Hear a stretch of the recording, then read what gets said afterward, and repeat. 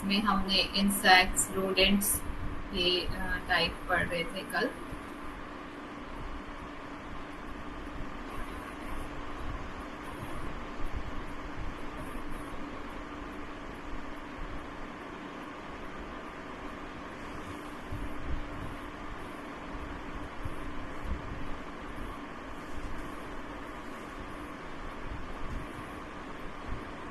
सो हमने पढ़ा था रोडेंट्स में 3 टाइप्स होते हैं, birds, domestic animal and wild animals. Then it is personal hygiene. Personal hygiene में हमें क्या ध्यान रखना है, today we will study that.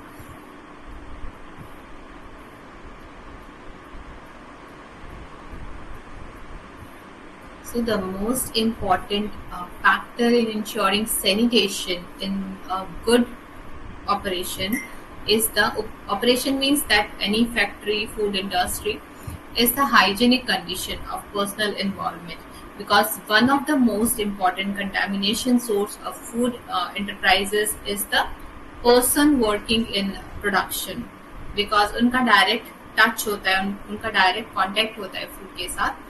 So personal can carry a number and variety of microorganisms that can directly infect food during preparation, processing, packaging, and transport phases.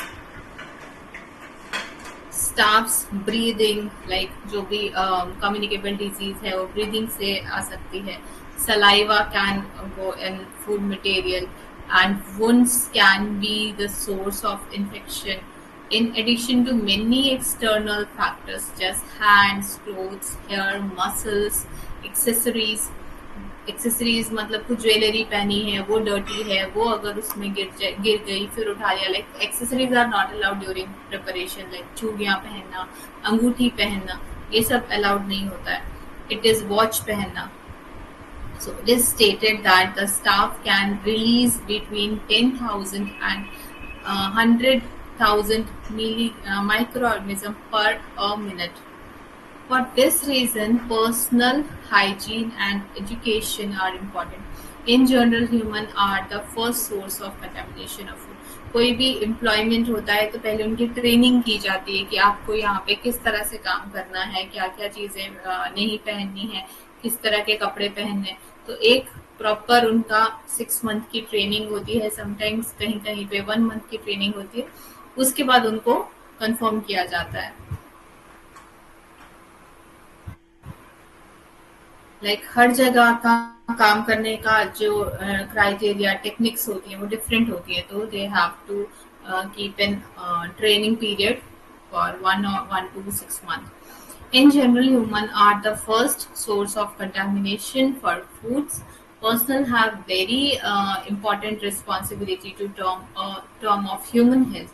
The most important role of the factor that may cause the disease is the food contamination is the staff.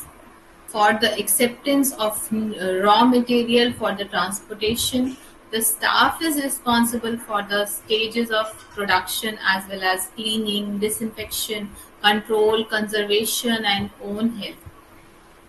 The employer has to inform the staff, like जो भी उनको काम पे रख रहे हैं, तो they has to inform the staff with the appropriate training programs for the responsibilities. आपको किस तरह के कपड़े पहनने हैं, एप्रन कब पहनना है, घुसने के पहले कैप पहनना है, and all that the staff must bear. This responsibility include. तो अब क्या क्या हो सकती हैं उसमें पर्सनल रूल्स अभी हम पढ़ेंगे. So rules for the personal, like person जो वहाँ काम कर रहा है उनके लिए क्या rules होंगे. The personal should pay careful attention to cleanliness, protect their health. अगर उसको cold cough है तो he or she should not come to duty, and take care of to maintain this situation by taking nourishment adequately. Even hospitals में भी allow नहीं होता है कि आपको सर्दी खांसी है फिर भी आप ऑफिस आ रहे हैं, क्योंकि वहाँ पे जिनका डायरेक्ट कांटेक्ट है पेशेंट से, तो या आईसीयू में जाना होता है, तो कोशिश करनी चाहिए हमें उस टाइम छुट्टी लेनी है. sick leaves are there for this reason. The personnel should make effort to avoid respiratory infections, gastrointestinal disturbances. Gastrointestinal disturbances means पेट से कुछ भी related problem है तो, and digestion से related we can say, and physical illness in particular जो person है.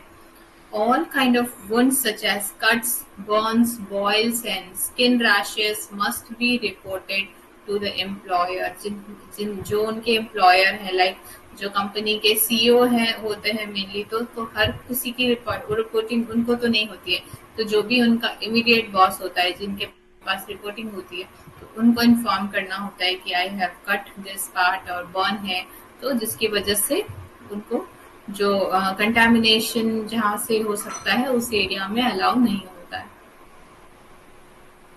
Personnel should strive to comply with hygienic rules and make it a habit. वो रोज की हैबिट होनी चाहिए, लाइक हमारी जैसे हैबिट होती है खाने के पहले हैंड वॉश करना, ठीक है, 2 मिनट तक हैंड वॉश करने का रूल है, तो वो करना चाहिए. समटाइम्स नहीं करते, एटलीस्ट बाहर से आके करना चाहिए. If personnel get in illness, actually 20 seconds होना चाहिए wash minimum. If personnel get an illness such as cold or bronchitis, personnel should notify the manager about their situation. जो उनके रिपोर्टिंग है, जिनको भी उनके ऊपर के जो बॉस होते हैं, they have to inform about that. Personnel should obey the hygienic rules. जो वहाँ काम कर रहे हैं फूड एरिया में, they have to obey these rules. That is 1. Take a shower each day. रोज नहाना है. Wash their hair and at least twice a week. Okay. Change their underwear every day. Pay attention nail cleanliness, क्योंकि nail से बहुत ज़्यादा chances होते हैं contamination आने के. Dress work cloth up before starting work every day. Use hat and bone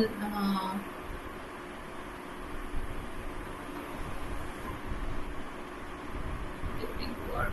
Hat and there should be, here is written bones but it should be gloves, maybe hat and gloves. और क्या पहनते हैं, like hat तो नहीं बोलते हैं उसको, हम हेड कैप बोलते हैं, हेड का कैप, ठीक है, जो केटरिंग एरिया में या किचन एरिया में फूड इंडस्ट्री में काम करते हैं या हॉस्पिटल में जब किचन एंटर करते हैं तो एक कैप होती है, उसको बोलते हैं हेड कैप, जो पतले कॉटन जैसी होती है, जो ऊटी वगैरह में भी पहनते हैं. So that is called not hat, head cap. And gloves we should wear.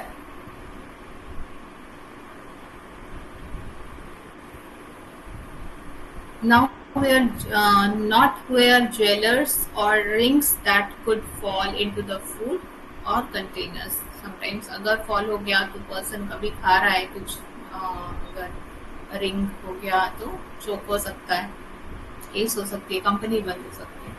If the soaps and towels in the toilet have been exhausted, the employer must notify the manager for the reinforcement.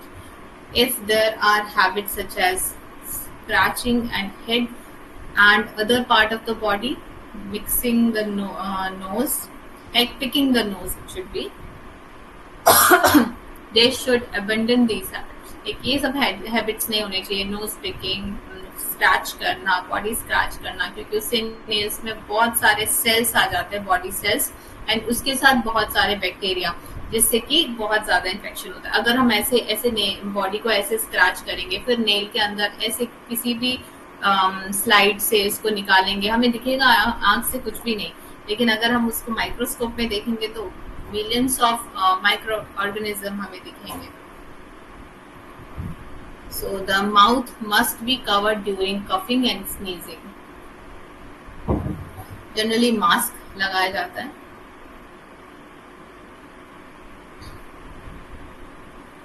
Normally a worker working in production must wash his hands at least once in each 2 hours. Additionally, in the workplace, when personnel go to the toilet, when personnel touch the garbage or the contaminated materials, when personnel touch the money, because money is also very contaminated. बहुत लोगों के पास होता है. Covid में शायद आपको ध्यान होगा, किसी ने किया भी होगा मनी जो कैश है उसको वॉश करने का. When personnel touch the unheated food, because unheated food is rich in microorganism, तो उसको टच करेंगे तो काफी सारा कंटेमिनेशन हाथ में आएगा. After the break time, after smoking, after coughing and sneezing, after using the tissue, इसके सबके बाद हैंड वॉश करना है properly. The staff must wash their hands with the disinfectant soap. जो हैंड वॉश सोप आते हैं that is disinfectant only. Staff should not touch raw food with bare hands. Ban on smoking. Chewing gum must be strictly observed. Access to non-authorized person should be prevented. जो वहाँ पे allow नहीं है उनको नहीं आने देना उस एरिया में, because they are not trained. They can touch anywhere. They don't know how to handle these things. तो वो आके कहीं पे भी टच कर सकते हैं फूड को और उसको कंटेमिनेट कर सकते हैं विदाउट हेड कैप. आप पेज नंबर 25 में एक बार देखिए. यहाँ पे जो पर्सन है that is related to food area, इसमें एप्रन पहना है इन्होंने एंड ग्लव्स पहना है एंड हेड कैप पहना है.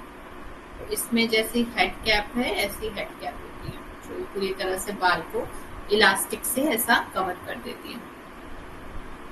रिसेंटली मैंने एक फेसबुक में वीडियो देखी थी, उसमें जो एम्प्लॉय थी या फिर मे बी उनका खुद का ब्रांड था, दे वेयर हेड कैप बट उनके पीछे से बाल पूरे ऐसे आए हुए थे एंड वो ऑयल का प्रोसेसिंग दिखा रही थी कि हमारे ऑयल कैसे बनता है और वहाँ पे सामने उनका ऑयल चर्निंग हो रहा है एंड पूरा उनका बाल आगे में है, तो वो उसमें फॉल हो सकता है. तो ऐसा उन्होंने दिखाया, उसकी वजह से उनकी मार्केटिंग खराब हो सकती है, उनका इंप्रेशन खराब हो सकता है. तो अगर आप कर भी रहे अंदर में तो इसको दिखाना नहीं चाहिए एटलीस्ट. और प्रिफरेबली नहीं करना चाहिए. करने से क्या होगा, इफ वन टाइम भी उसमें हेयर फॉल हो गया तो वो ब्रांड पूरी तरह से उसकी इमेज खराब हो जाएगी. लॉन्ग टाइम तक ट्रस्ट करना फिर कस्टमर्स का मुश्किल हो जाएगा. They will not buy again if anyone get one hair in product. फिर वो आगे 10 लोग को बताते हैं, वो 10 लोग और 10 लोग को बताते हैं. इस तरह से जो माउथ पब्लिसिटी होती है बहुत ज़्यादा होती है, तो ये पब्लिसिटी में भी ध्यान रखना चाहिए. तो प्रोडक्ट अच्छा रखने के लिए, इम्प्रेशन अच्छा रखने के लिए अच्छी मार्केटिंग करनी चाहिए एंड प्रोडक्ट की क्वालिटी बना के रखनी है. इसीलिए ये सब चीज़ें की जाती है. इनमें पैसा काफ़ी लग रहा है फिर भी लोग कर रहे हैं, बिकॉज उनका प्रोडक्ट की क्वालिटी अच्छी रहेगी और इम्प्रेशन अच्छा रहेगा.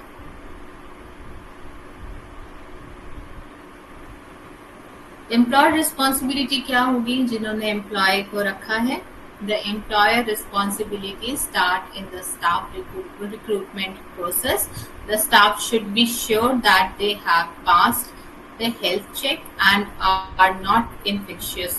जब कभी भी किसी हॉस्पिटल में या फिर अदर ऑर्गेनाइजेशन में भी, बड़े ऑर्गेनाइजेशन में जब हम फर्स्ट टाइम एंटर करते हैं तो फर्स्ट पूरा हेल्थ चेकअप होता है कि कोई बीमारी तो नहीं है उन्हें पहले से, तो फुल बॉडी हेल्थ चेकअप होता है. It should be regularly checked by health inspectors and patient. Personnel should not be allowed to work. The examination should be strengthened by X-ray, blood analysis, parasite and tuberculin test. तो basically यही test होते हैं, जो blood test होते हैं mainly यही होते हैं. समटाइम्स एक्सरे नहीं होता है. ब्लड टेस्ट में ही काफ़ी कुछ समझ में आ जाता है infectious diseases. Personal should be supervise during and tuberculosis का जरूर टेस्ट होता है, क्योंकि अगर ट्यूबरक्लोसिस अगर निकला किसी भी एम्प्लॉय को, तो फिर वो पूरे एम्प्लॉय को ट्यूबरक्लोसिस कर सकता है और बहुत हार्म कर सकता है उस एरिया को।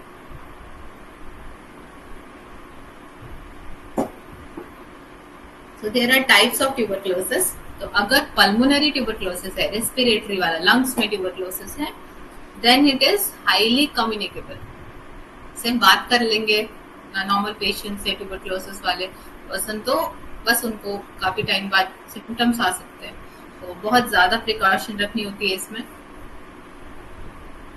Even when we enter in tuberculosis, उनका रूम भी अलग होता है, थोड़ा सा सेपरेट रूम्स होते हैं, आइसोलेटेड रूम्स होते हैं, जिसमें जनरली बाकी पेशेंट्स को नहीं डाला जाता। जब जैसे एक हॉस्पिटल में एक अलग एरिया होता है जिसमें आइसोलेटेड रूम्स होते हैं, जिसमें ऐसे ही इन पेशेंट्स रखे जाते हैं जो इन्फेक्शियस हैं बहुत ज्यादा। रूम को पूरी तरह से क्लीन किया जाता है, पूरा सैनिटाइज किया जाता है, तब पेशेंट उसमें एंटर होता है। उसके बाद जब भी कोई भी विजिट कर रहा है, लाइक डॉक्टर्स को विजिट करना होता है, डाइटिशियन को विजिट करना होता है, केटरिंग स्टाफ को विजिट करना होता है, एंड नर्सेस को विजिट करना होता है, एंड हाउस कीपिंग को जो वहाँ सफाई कर रहे हैं। तो जब वो एंटर करते हैं, हेड कैप्स प्रॉपरली पहनना है, ग्लव्स पहनना है, मास्क, डबल मास्क पहनना होता है।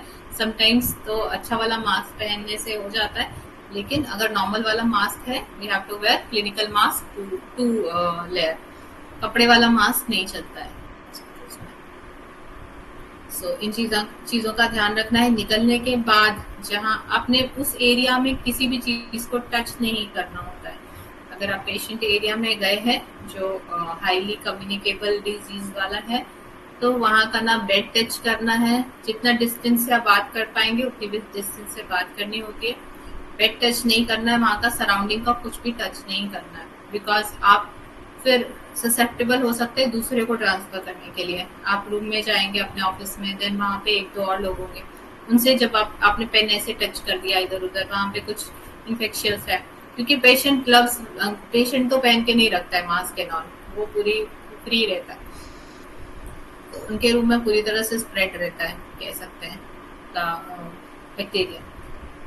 तो हमें बच के रहना है, जस्ट जाना है, एप्रन पहन के रहना है, एंड जब वापस आना है हैंड वॉश करके, सैनिटाइजर, तो हैंड वॉश तो थोड़ा लेजी वाला काम लगता है, जो लेजी होते नहीं करते, सैनिटाइजर बेस्ट होता है, सैनिटाइजर यूज करना होता है अच्छे से। एंड पेन्स, जो भी हाथ में इंस्ट्रूमेंट होते हैं उनको सैनिटाइज करना होता है एक बार आप जब भी अपने ऑफिस में आते हैं। इसीलिए स्टाफ अगर पल्मोनरी डिजीज का है तो उनको नहीं लिया जाता है।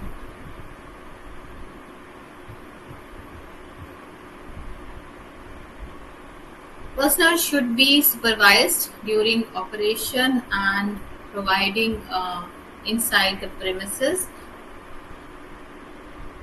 Personnel should be supervised during operation and provided compliance with hygienic regulation. Like जो भी वो प्रोसेस कर रहा है, यहाँ पे ऑपरेशन का मतलब जो काम कर रहा है, ना कि ऑपरेशन थिएटर वाला ऑपरेशन। ज्वेलर्स और एक्सेसरीज, यहाँ पे ज्वेलरीज होगा, ज्वेलरीज और accessories should not be allowed inside the premises. Working clothes are so important for hygiene. The employer should ensure that clothes are clean, ironed and plain. Light color dress, by light color, ताकि वो गंदा है तो पता चले कि वो गंदा है। Should be preferred because they show dirt. The employer should establish periodic training programs. बीच में भी ट्रेनिंग्स कराते रहते हैं बड़े बड़े ऑर्गेनाइजेशन में, ताकि जो हमने सीखा है ट्रेनिंग में, जो चीजें ध्यान रखने की है वो भूल जाते हैं। अच्छा ये भी करना है, हैंड वॉश भी करना है, निकल के सैनिटाइज भी करना है, तो ये सब चीजें ध्यान में नहीं रहती, कई बार छोड़ देते हैं। तो इसीलिए बीच बीच में ट्रेनिंग होती रहती है एंड एक चेकिंग होती रहती है। and develop personal hygiene habit in these training programs. Warning signs, notification, and sanitization programs.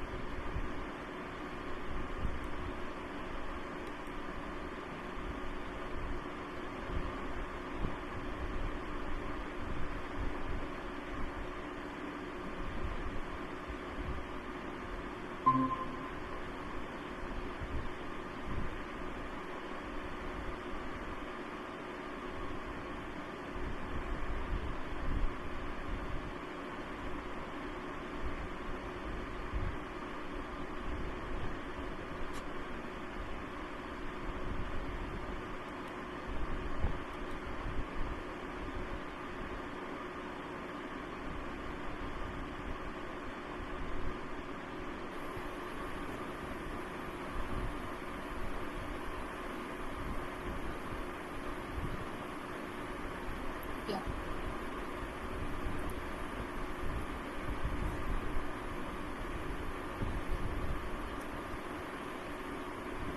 The employer responsibility started staff recruitment process.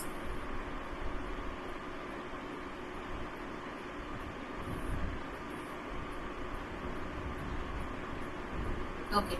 The employer should establish periodic training programs that include production and hygienic issue and development personal hygiene habits in these training programs. Warning signs, notification, and sanitization programs should be supported in the work environment. Due to good hygiene and sanitation practices, the personnel should be supported in and encouraged.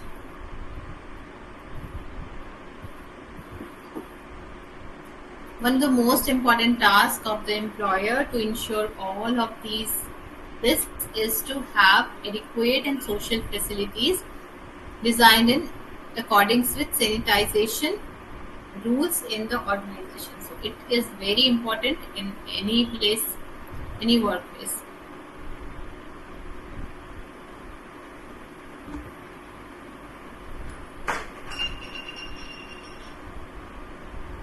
So next page, page number 27. Here are some instruments like Ben Mary, tires. So operating structures and design properties in a food operation institution, we can say all tools, equipment, and reusable containers used in production and in contact with food. Mainly जो बड़े बड़े instrument होते हैं they are stainless steel made. So इनमें cleaning करना easy होता है, hygiene maintain करना इजी होता है.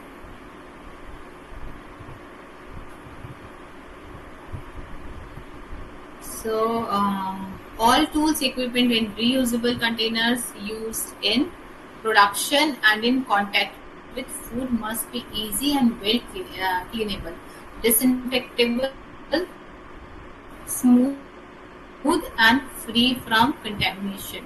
In accordance with the equipment of health, these should always be kept clean and properly disinfected if necessary.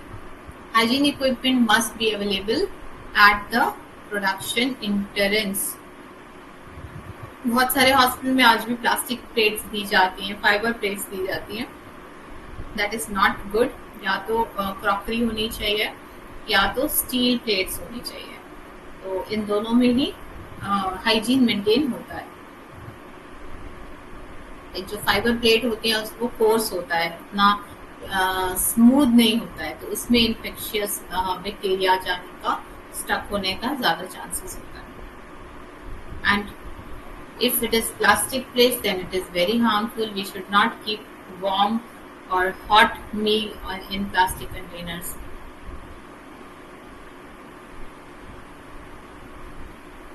So material, tools and equipment used in accordance with production technology must be resistant to heat, steam, acid, alkaline, salt and other substances. So acidic करते हैं because acidic case में भी bacteria मर जाता है, and alkali भी ज्यादा होगा तो भी बैक्टीरिया सर्वाइव नहीं कर सकता। Repair, paint, white wash and periodic maintenance of building installations, maintain tools and equipment should be done without interruption. The workplace should be installed in such a way so the prevent of entry or harmful organisms and environmental pollutants. The area of production area should be waterproof. कहीं से पानी का leakage नहीं होना चाहिए, non slip होना चाहिए। जो फ्लोर होता है वो भी बहुत टाइप के होते हैं, तो टाइलिंग नहीं, इस टाइप की टाइलिंग होनी चाहिए जो स्लिपरी ना हो। washable, non-cracking, clean and disinfection compatible, and have sufficient cleaning to allow liquid waste to flow based on the nature of the workplace. The walls should be made of smooth and light colored material, not cracked, easily cleanable and disinfected, which does not generally बनमेरी के साथ जो होता है बड़ा बड़ा जो cooking का होता है, तो उसके साथ में जो उसके कवर्स होते हैं वो भी स्टील के होते हैं, तो जनरली वॉल पे डर्ट नहीं जाता है।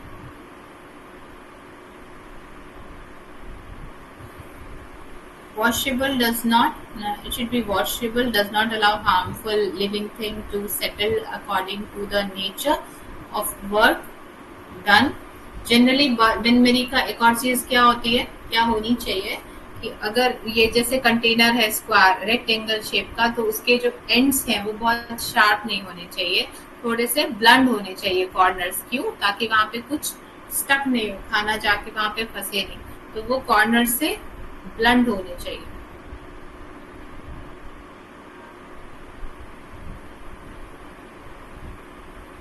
So its corners should be blunt.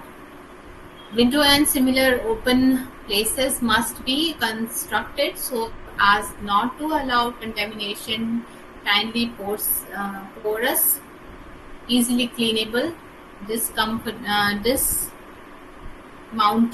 and permanently cleanable. It should be cleanable, not permanently. Nothing is permanently cleanable. The door should have a smooth, waterproof surface, self-sealing and leak-proof as the case may be. Apart from the unavoidable circumstances, cleaning and disinfecting power material such as untreated wood should not be used. Like would के जो spoons होते हैं that should be treated, like उसको भी treat किया जाता है vinegar से, जिससे कि उसमें जो भी फंगस है वो ना रहे। क्योंकि वुड को तो हम सैनिटाइजर या खुद से नहीं कर सकते, क्योंकि वो खाने में उसका जा सकता है। तो वॉश करने के बाद, ड्राई करने के बाद we have to clean it with sanitizer, या फिर घर में हमारे चॉपिंग बोर्ड होते हैं, तो इनको भी विनेगर से अच्छे से क्लीन किया जा सकता है, जिससे कि उसमें फंगस बैक्टीरिया ग्रो नहीं होगा, बिकॉज दैट इज एसिडिक, तो that culture is not favourable for bacteria. और विनेगर ऐसी चीज है कि हमारे बॉडी में जाएगी भी तो हमें नुकसान नहीं पहुंचेगा।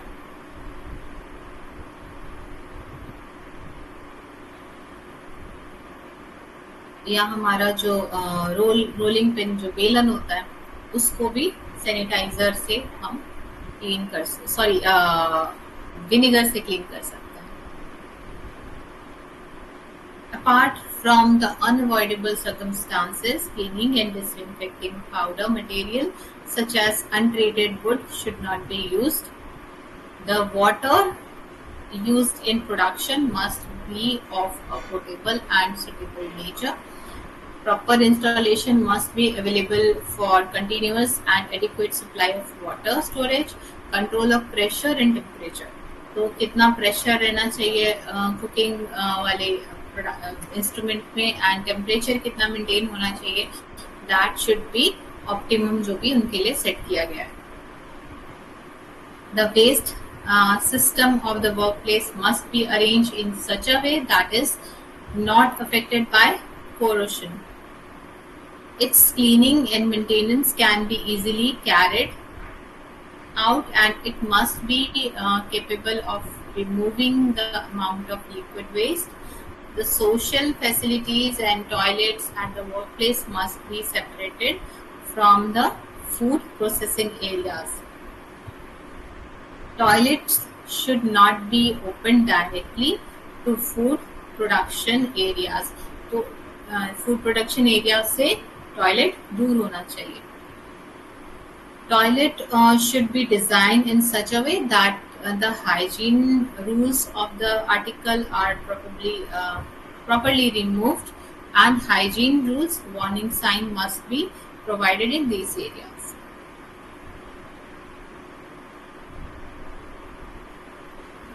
In accordance with the nature of the production, it is necessary to install a wash basin with taps suitable for mixing hot and cold water.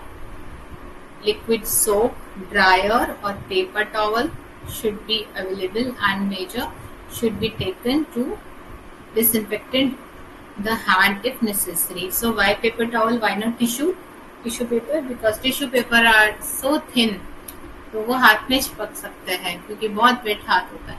तो वहां पे we have to use paper towel. It is thicker than tissue paper. The dining hall must comply with hygiene regulation. First aid equipment should be available at work. Safety sections with animal must be separate from production and storage facilities.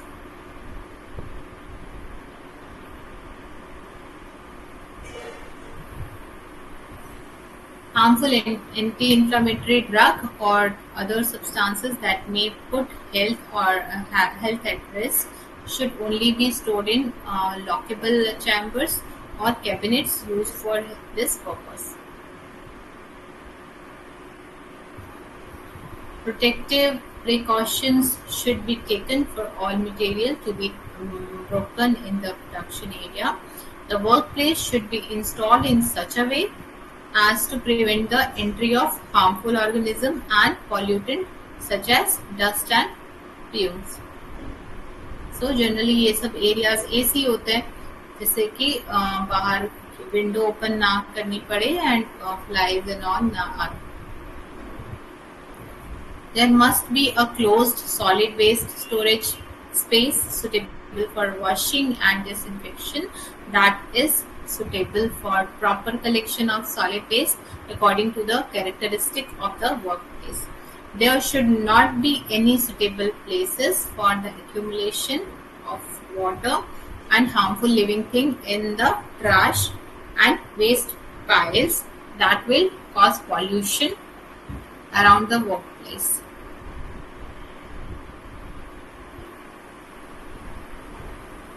So these are small thing, but these are very important and very convenient for the staffs to maintain hygiene. The raw material must be stored on a suitable material at a certain height and humidity that does not contact its substrate. Additives and other auxiliaries, tools and equipment and the packaging material individually and are not conditioned to prevent degradation.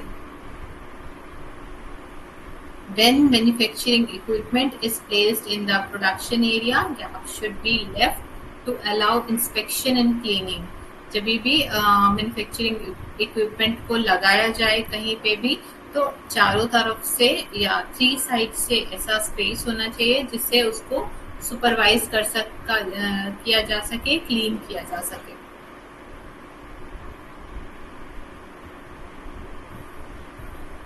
When the machines are installed, all connection point must be closed so that no clearance is left.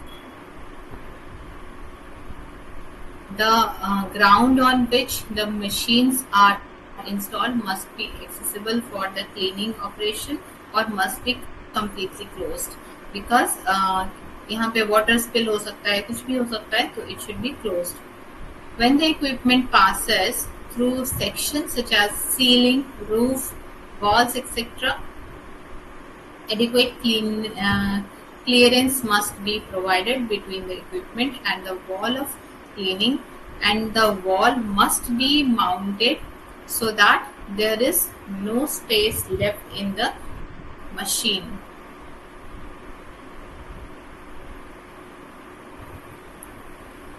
सो उसी में पूरी तरह से fix कर दिया जाता है wall में ही, जिससे कि इधर उधर से कुछ इंसेक्ट जाने की जगह नहीं रहे. The auxiliary equipment must be detachable and remountable to facilitate cleaning. The manufacturing area must be covered with hard, smooth, easily cleanable and non-absorbable material. ठीक है, जहाँ पे प्रिपरेशन हो रहा है, कटिंग हो रही है, चॉपिंग हो रही है, तो वहाँ पे जो सरफेस है वो बहुत हार्ड सरफेस होना चाहिए एंड स्मूथ होना चाहिए, जिससे कि बैक्टीरिया उसमें उसके पोरस एरियाज में ना फंसे, एंड इजीली क्लीनेबल होना चाहिए, आराम से एक बार वाइप किया और क्लीन हो गया. नॉन एब्जॉर्बेंट मटेरियल होना चाहिए, उसमें पानी ना एब्जॉर्ब कर ले. पानी अगर एब्जॉर्ब करेगा तो वहां पे फंगस ग्रो हो सकता है, मोल्ड ग्रो हो सकता है. For insulation, non-absorbent material should be used. This surface must be accessible. When products are stored, they should be staked on pallets with a distance of at least 100 millimeter from the ground. नीचे से space होना चाहिए जिससे कि इसके नीचे cleaning हो सके.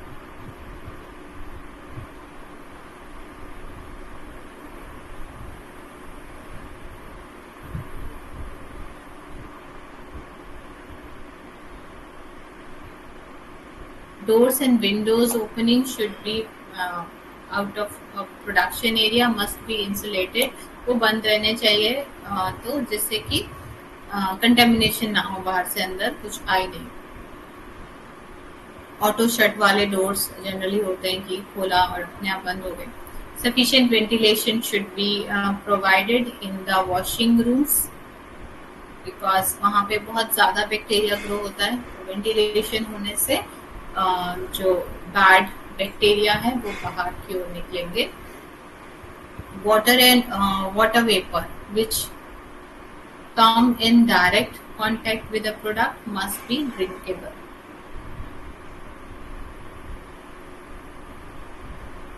तो जहाँ पे भी खाने में पानी जा रहा है, it should be drinkable. Pipes, walls and fittings that are used for liquid material should be easily installed and dismantled. मतलब इसमें लगाया भी जा सके easily और निकाला भी जा सके easily. All fixed pipe must be sealed to prevent condensation. जो भी पाइप्स है फिक्स्ड रहेंगी तो क्या होगा, अगर ठंडा पानी जा रहा है या गर्म पानी जा रहा है, मेनली ठंडा पानी होने से कंडेंसेशन होता है, तो ठंडी पाइप की पाइप जा रही है और बाहर अगर गर्मी है तो फिर क्या होगा, वहां पे सारा वेपर प्रिसिपिटेट हो जाएगा. तो वो कंडेंसेशन से बचने के लिए सारी पाइप सील होनी चाहिए, लाइक कवर्ड होनी चाहिए, ऊपर से दिखनी नहीं चाहिए. The drainage system of the waste water should be installed in the cleaned area.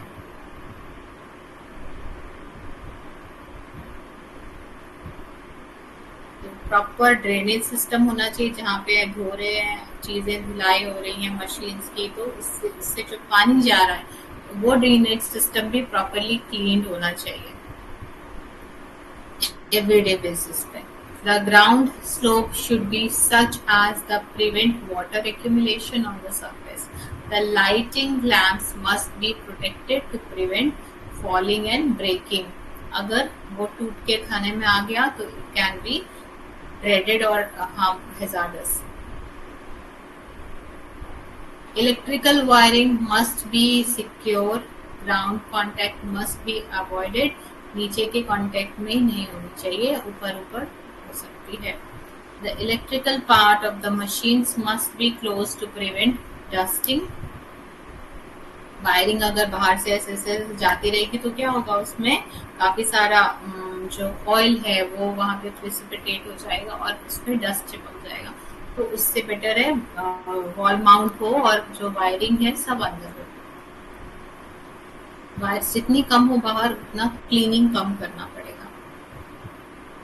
Water must be prevented from entering the electroluminescent panels. जो भी लाइट्स वगैरह है वो सब पैनल्स प्रॉपरली प्रिवेंटेड होने चाहिए.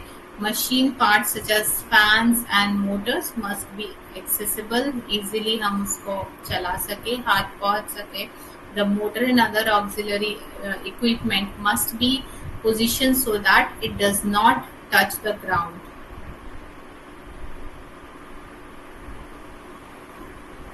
And use of food should be avoided. Like यहाँ पे बात हो रही है शायद कुछ खाने की, यहाँ पे प्रोसेसिंग एरिया में कुछ खाना नहीं है.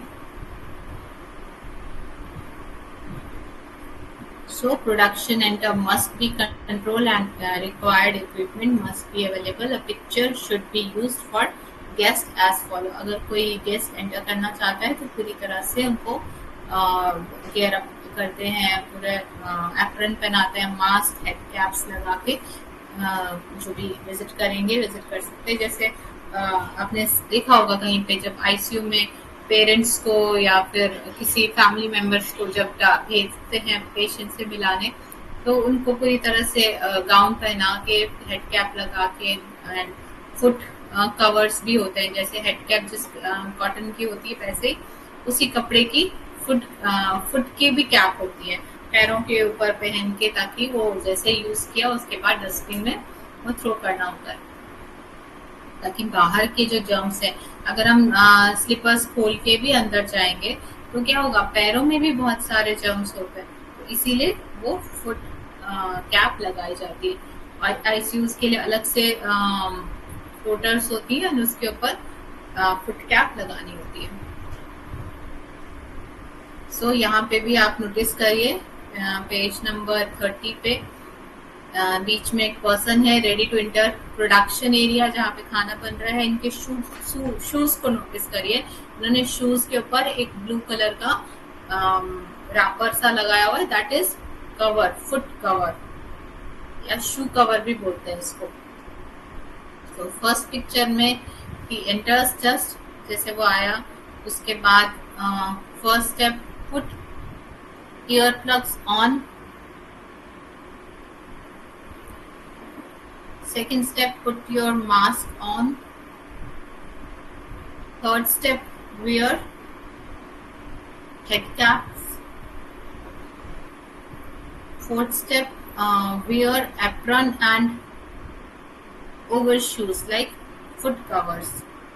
Fifth step, don't forget to disinfect your hands. And hands को पूरी तरह से disinfect करना है. डिसइंफेक्टेंट सॉल्यूशन से वॉश करना है. उसके बाद सैनिटाइजर भी यूज करते हैं. समटाइम्स जाने के टाइम वॉश कर लिया, आने के टाइम वॉश करने का मन नहीं है, then sometimes person use only sanitizer, wash नहीं करते.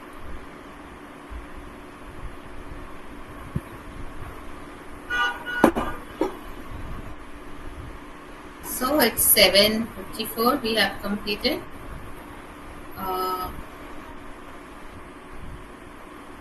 Operating structure and design food area का। तो नेक्स्ट क्लास में आगे का करेंगे। सो आई होप सब नवरात्रि एंजॉय कर रहे होंगे। And I have made page on Insta जिसमें मैंने बताया है कैसे आप नवरात्रि में अगर फास्ट रखते हैं तो किस तरह का फास्ट में डाइट होनी चाहिए। तो उसकी I will share that reel to you, तो आप देख सकते हैं। क्योंकि नवरात्रि में कई लोग बहुत गलत डाइट खा लेते हैं, दे पूरी एंड आलू की सब्जी एंड ऑल, जिससे कि उनका जो अच्छे के लिए जो फास्ट रखा था, एक तो माइथोलॉजिकली है कि स्पिरिचुअल तो है ही बेनिफिट एंड बॉडी के लिए भी बेनिफिट होता है फास्ट। लेकिन आप इस तरह का खाना मत खाइए कि बॉडी को कुछ फायदा नहीं हुआ और उल्टा नुकसान हो गया। तो तेल में तला हुआ सब पूरियाँ एंड आलू की सब्जी ये सब नहीं खानी है। तो I have like give some information about how to manage your fasting. So I will share this on your group.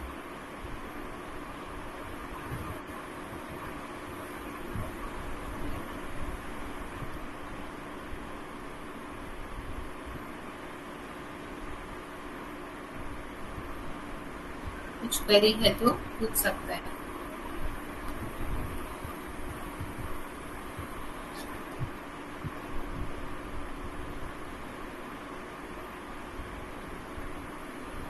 तो अगर किसी ने यहाँ पे फास्ट रखा है तो आप शेयर कर सकते हैं आप क्या खाते हैं फास्ट के डिविजन में।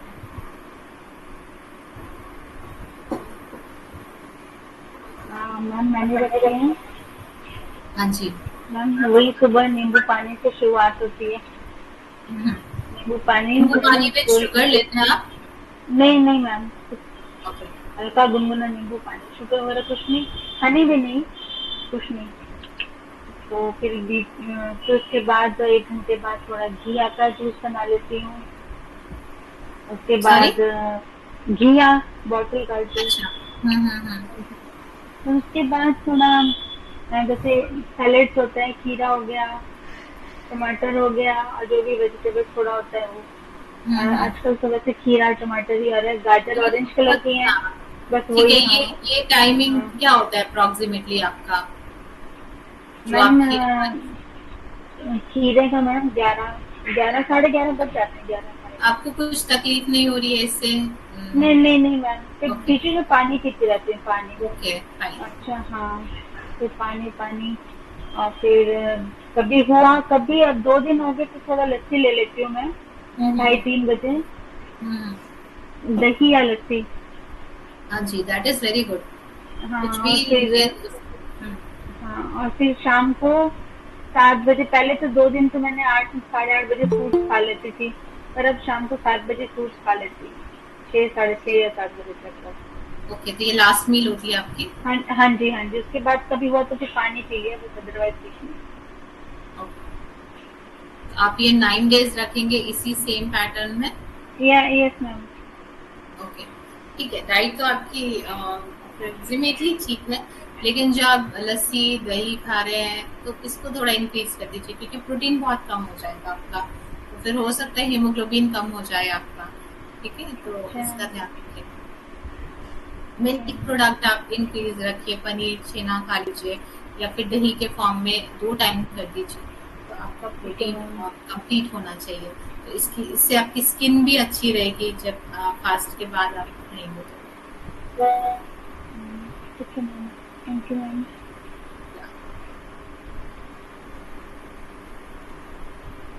Fasting is good for our body purification, लेकिन इतना तो खाना है जिससे कि हमारा सिस्टम में जितनी एनर्जी सप्लाई है वो होती रहे, एंड प्रोटीन्स को कंप्लीट करना है, एंड बॉडी वीक नहीं होनी चाहिए फास्टिंग में, ये ध्यान रखना है। बॉडी और हेल्दियर होनी चाहिए।